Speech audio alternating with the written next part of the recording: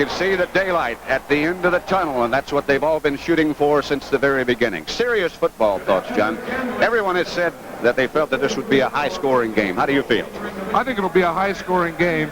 You know, neither defense, I don't feel, will stop the other offense, and that's not out of disrespect for the defenses, but out of great respect for both these offensive teams. Now, ladies and gentlemen, the AFC champions, the Cincinnati Bengals. Tums presents the Bengals all-time neutralizer.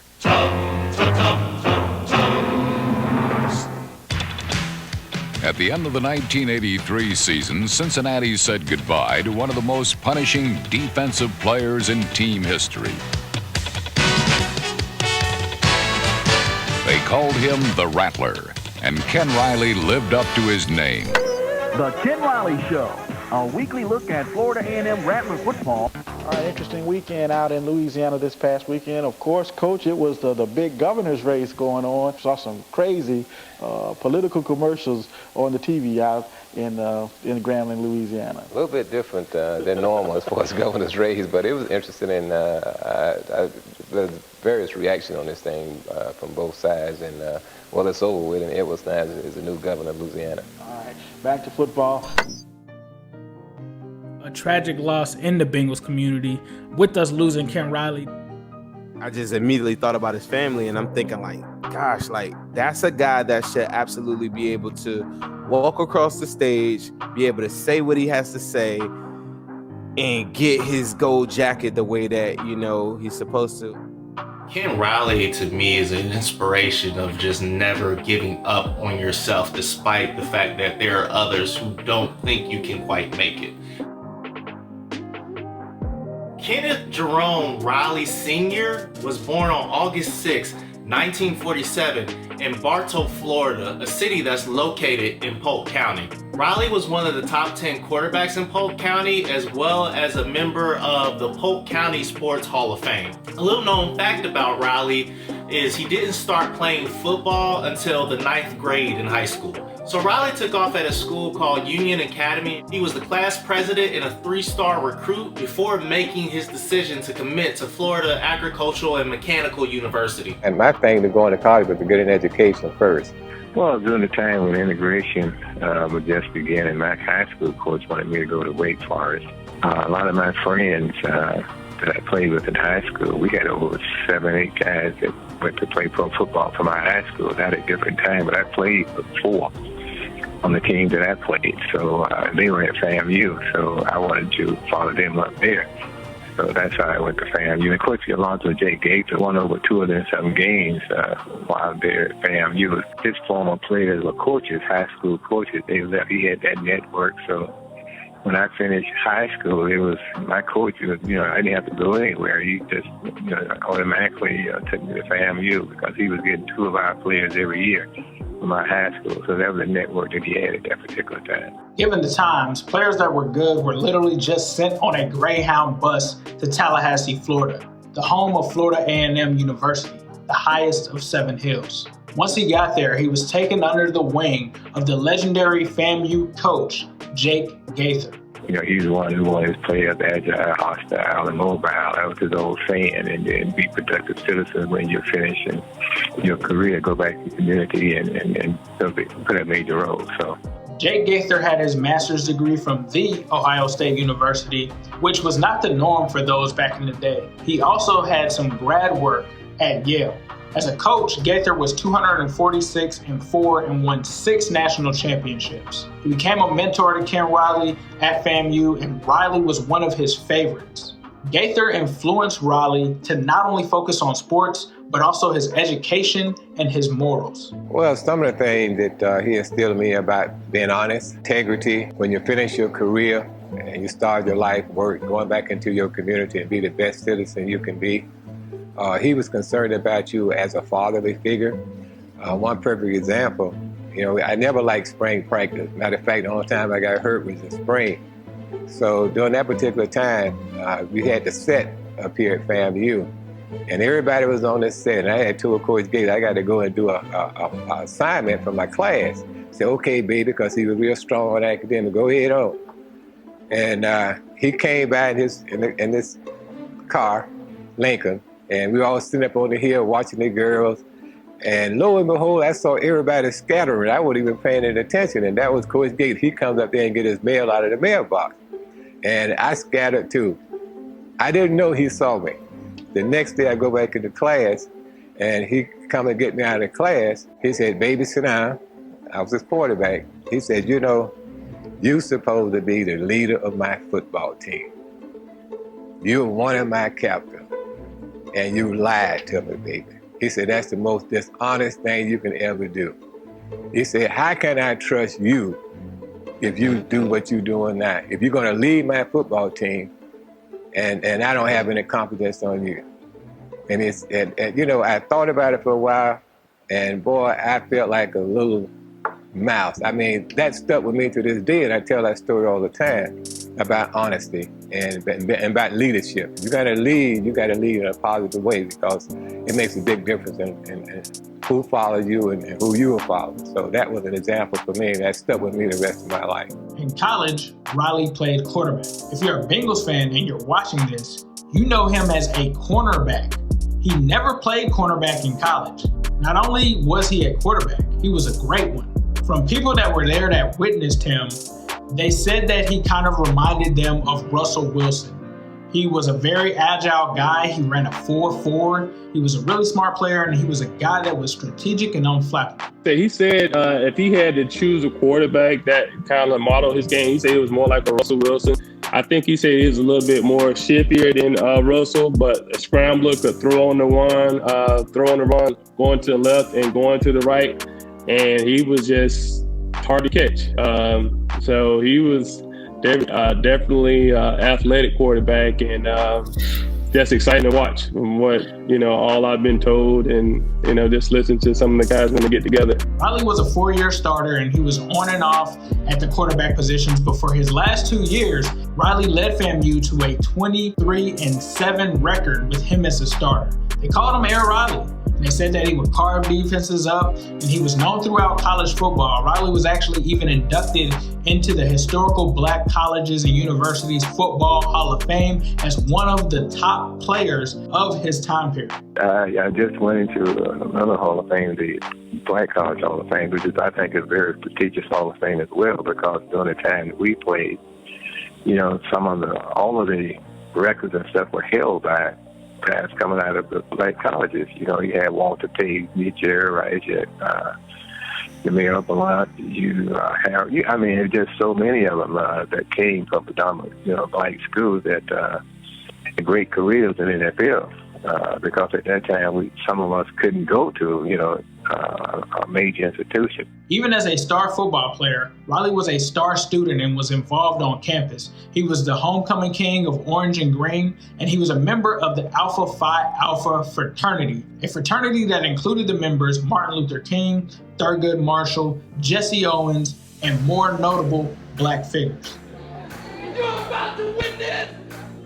It meant a lot. There's a lot of great and influential men that are part of the Alpha fraternity. So it definitely meant a lot. And he was introduced to it by Reverend Miles, who was one of the great FAMUans. And he pretty much told him that he didn't have much but to become an Alpha, and he kind of got him up. So he was definitely proud to be Alpha. One of the good things about my day, he never forced me to do anything. I played football, and football itself is a fraternity, and in itself I had to go through a lot, as far as hazing and going through a lot of the same things. So at the time, I was like, man, I just don't want to have to deal with that again. But if I had to do all of it again, that was something I definitely would. He never forced me to do anything, never forced me to play football. Always, was supportive in whatever I wanted to do. So that was just who he was. Riley graduated as the senior class president and a Rhodes Scholar candidate. He had the choice of pursuing his Rhodes Scholar or going off to the NFL, and that's no short feat of what this man did. I played 15 years at Cincinnati Bengals. I was a quarterback coming out of college, was converted to cornerback. When I got into the camp, Coach Paul Brown, when drafted me, it was like a slash wide receiver. In other words, an athlete. When I got into camp, he said, we want to, put you at the cornerback position, and it worked out real well. I played 15 years. And then at fourth, when I retired with 65 career interceptions, I led the conference 3 times. And, in interceptions in 1976. In my last 2 years, when I played 82 and 83, I led the conference in interceptions. So, good career, and happy to accomplish what I did at the time that I played. Ken Riley played for 15 seasons between the AFL and the NFL. He played 1 season in the AFL prior to the merger in 1969, and then from 1970 to 1983 he was in the NFL. Riley's entire career was with the same team, the Cincinnati Bengals.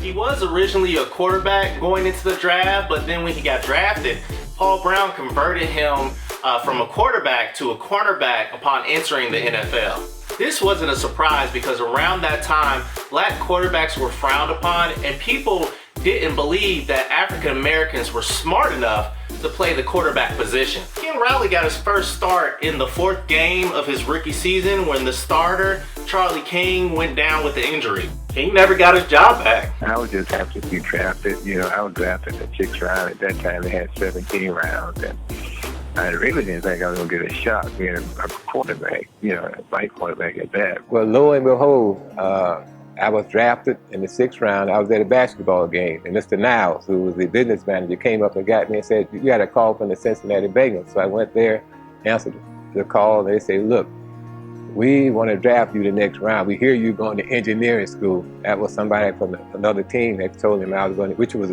not true.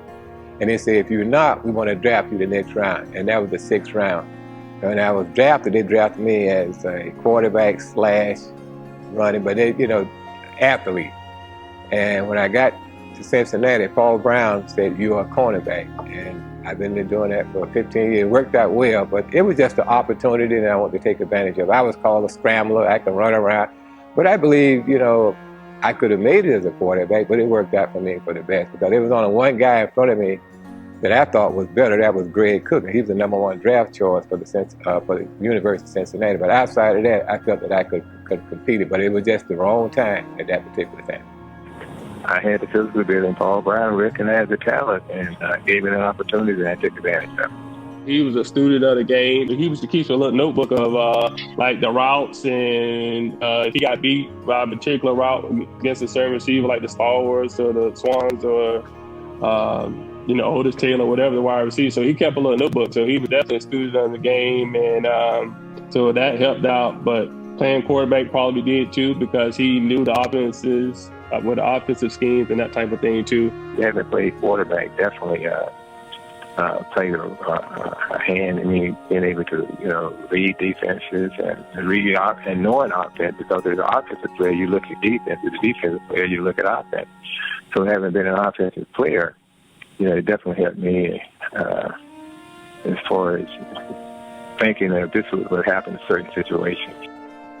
Ken Riley was first-team All-Pro in 1983. He was also second-team All-Pro in 1975 and 76, as well as the Pro Football Reference All-1970 squad that they had coming out back then.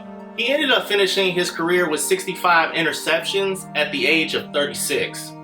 He also helped the Bengals on a Super Bowl run. In his 15 seasons, 201 games started, 65 interceptions, first-team All-Pro on that list of credentials. So this isn't just a guy that we're bigging up. This is a well-accomplished football player that Ken Riley Sr. was. There was some times, I led the conference 3 times in interception. My last 2 as a player, retired 8 interceptions. I was 36 years old. Still started off games, but it went unnoticed. And in Cincinnati, we were not publicized. We were not glorified, so to speak. Paul Brown's philosophy is you go out and that's what I'm paying you to do.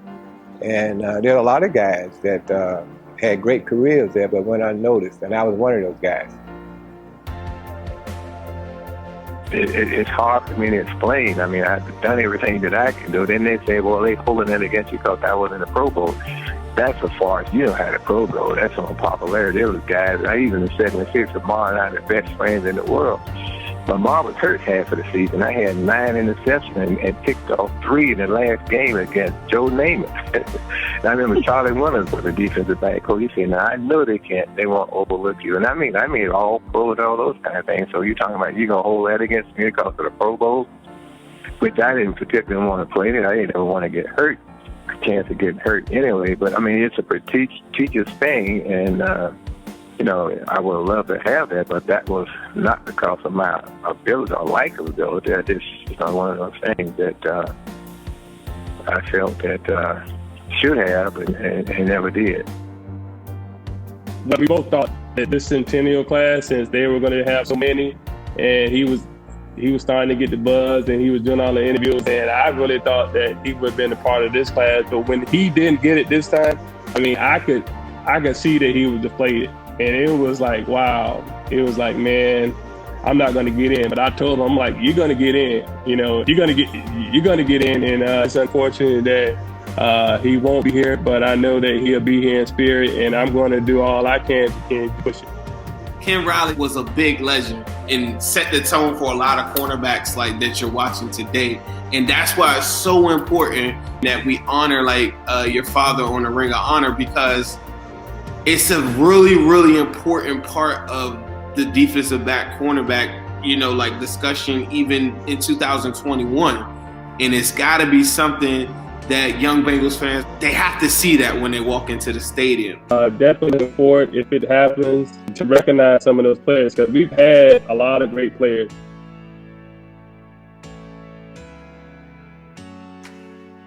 A lot of those players are not recognized at the national level like they should.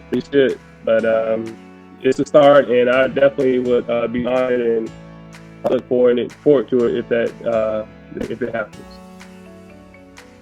Ken Riley Day. They had that in Bartow, Florida. It was a major event. The mayor, they gave your dad a day. What was that like going through that? I remember that. It was right after the 1981 Super Bowl. It was a great experience. I remember riding some kind of convertible car. I think I was in the front seat, and they were in the back. He had on his cowboy hat and boots, and it was definitely a great day to get him a key to the city. So it was definitely a memorable experience. When it comes to football, he wasn't just a player. He was also a coach. Riley began his coaching career as a defensive backs coach for the Green Bay Packers in 1984 and 1985, and his record was 8-8 for both seasons. After that, he returned to FAMU in 1986 as a head football coach.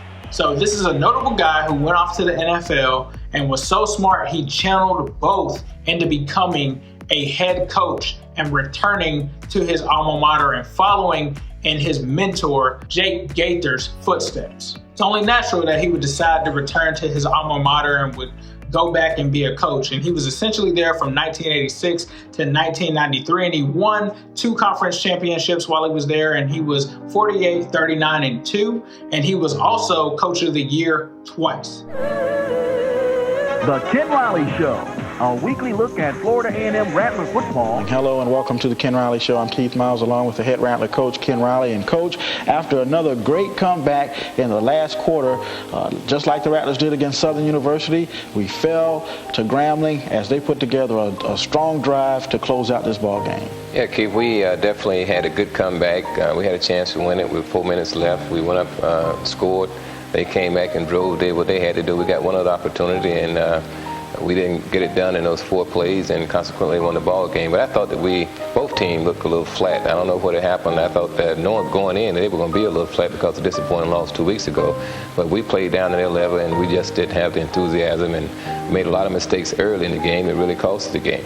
After that, then he was the athletic director for FAMU for over a decade, from 1994 until 2003. He then returned back to Bartow and gave back to his community, where he was a dean at Winter Haven High School, and he served on various community boards in education and community redevelopment. We've tried to go out and help kids that maybe not going to higher education, but still want to get some type of training to help them be great citizen and be able to work in the workforce. The foundation supports the Eastside Positive Action Committee, the Florida A&M Foundation, as well as other entities that directly improve the economic stability of children through education. The foundation is designed to help those kids get an education, some type of skill to help them further in their careers and in their life.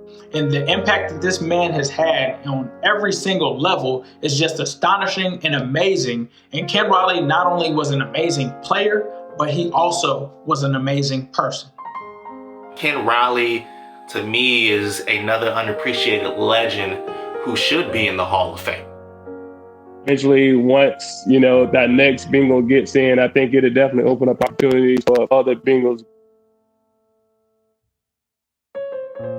I was always taught humility. Let your work speak for you. Rest in peace to Ken Riley.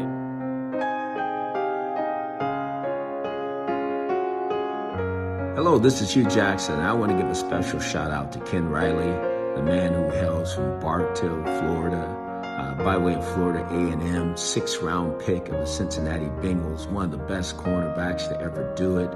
65 interceptions, 5 return for touchdowns, a 6th round pick that spent his whole career in Cincinnati. I had an opportunity to meet Ken during our seasons of 2014, 2015. He came to the games. It was a special event that they were having. Boy, what a tremendous person he was as well. Not just a great player, but a great person. Had a love for the Bengals, had a love to see the team do well. And I just thanked him for everything he had done in the National Football League. And because he had paved the way. He was one of the pioneers when you look back for cornerback play in the National Football League. He'll be missed, he'll be respected, and he was loved. And he was a Bengal. Thank you. He would always sort of walk you back to the huddle, not in a in your face way, but he would walk you back across after a one-on-one drill where he gobbled you up and say, I saw this, or when you do this, don't do that, or do this. I mean, all he wanted was for you to be better. And I've never met anybody like him. I've never in my life met anybody like him. Oh, not only a great player, but he was a great leader. And Kenny led by example. And there's many times he pulled me over to the side and just have a word. He wasn't going to be yelling on the field at you or nothing, but he figured that something needed to be addressed. He would pull you over and talk about it. When I think of Kenny Riley, I just think of the word grace. He was a graceful athlete. He had a lot of grace as a human being. I mean, he treated everybody the same. I really, honestly, not tell you the whole time that I was with the team, 10 of the years that Ken Riley was, I heard not one negative, bad word ever uttered about Kenny Riley as a player, as a human being. And then not only was he a great player, it goes back to his alma mater. He has success as a coach, as an athletic director. I mean, the guy is special in every single way you can be special. He was special with a capital S. He's a very quiet person, very humble, and he was in a defensive backfield with Tommy Casanova, great player, great name, and of course Lamar Parrish was tremendously talented. I think those early years he just got lost behind those guys as far as being in Cincinnati. But what a wonderful, wonderful man. You could tell that his work ethic and the way he carried himself, a true professional, and that's what I was thankful for when I got to the Bengals. There was about 3 or 4 guys that I looked at that had those qualities, and Kenny was right there on the top of the list. The way he handled himself, and just the excellence of humility and performance, and a tremendous leader. So I appreciated that as a young player coming into the NFL and getting to know Ken and having a chance to play with him. He was a quiet leader on the field and off the field. He was a great student. He's a Rhodes Scholar candidate. And so for him to be able to switch from offense to defense and play defense to Pro Bowl level and Hall of Fame level is something special. And the thing that I have personally in terms of an affinity with Ken is that he was the only Alpha Phi Alpha brother that I played with. In an era when we only threw the ball 18 to 20 times a game at the first half of his career, and he puts up those kinds of numbers and is not in the Hall of Fame, it's a travesty. one of the great guys of all time, one of the great defensive backs of all time. He wasn't flashy. Unfortunately, we had Lamar Parrish on the other side, and he was a punt returner, the more flashy guy. But Kenny was just an unbelievable defensive back. And when everybody that has more interceptions than him is in the Hall of Fame and he's the next guy in line is not, that's wrong. Ken and I complimented each other on the field. We was roommates for 7 years, never had an argument, never had anything like that. You know what I'm saying? Rattler and I was friends, very close, closer than people can imagine. You know what I'm saying? I mean, we talked about a lot of things, not just football, but business, houses, cars, family. In fact, I talked with Rattler 2 days before he died, and we just had fun reminiscing, talking about things and stuff like that. I miss him, and I respect him. Hey, but he and I was two of the best. We was ball hawks. We learned fundamentals and technique from Chuck Weber. And I got a lot of respect for Ken. Both of us should be in the Hall of Fame. In fact, we should go together. Right now, even though he's deceased, I still feel that he and I should go in there side by side.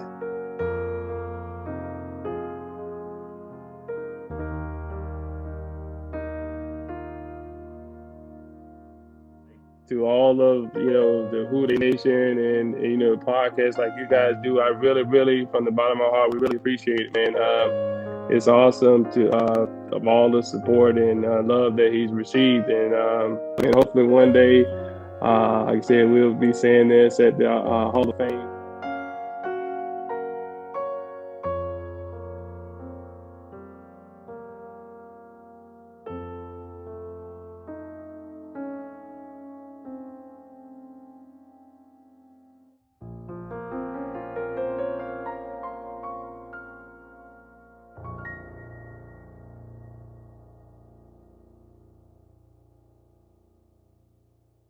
My name is Ace Boogie. I represent New Stripe City, and I just wanted to briefly thank everyone who has participated in this project. This was a project that was near and dear to my heart because not only do I represent the Bengals, I myself am an alumnus of FAMU. So this was something that I really wanted to partake in because Ken was a guy that I really wanted to interview and was near and dear in two aspects of my life as a Bengals fan and as an alum of FAMU University. So I wanted his story to be told, and I truly hope that you guys appreciate it and understand not only Ken Riley, the player, but Ken Riley, the person that he was to his community and the man that he was. And I think that he was amazing. And as usual, I'll leave you guys with a Who Dey all day, every day, and especially on Sunday.